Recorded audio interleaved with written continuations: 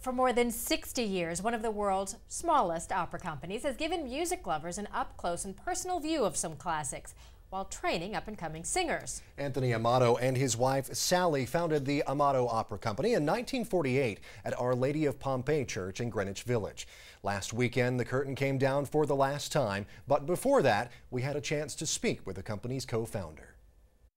My name is Anthony Amato, but they all call me Tony. I'm the opera director of the Amato Opera Theater. Curtain opening. Okay, come right out, Claudia.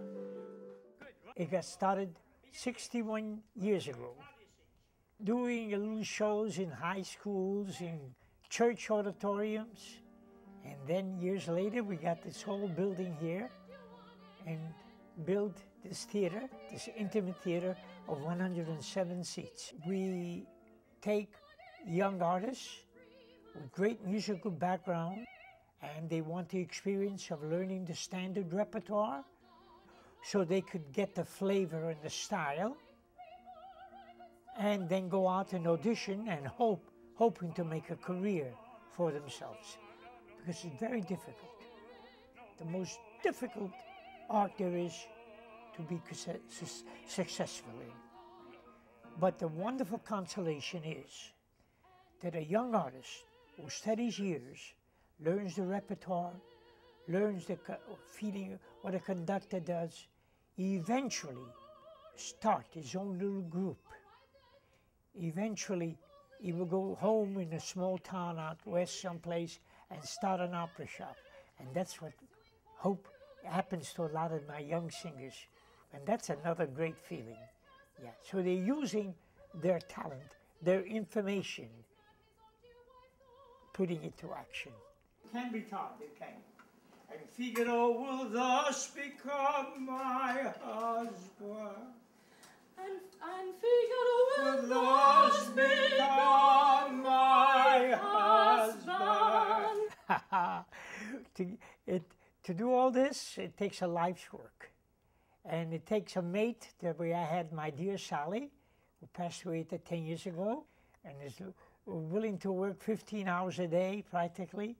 So it's a lot of work, and it takes years to achieve. You get many moments, I just can't do it physically, mentally. The pressure is tremendous. But then when you see the project you're working on come to life, it dispels everything other, any negative feeling you had. We present the opera here in a way that you cannot be achieved in a big theater.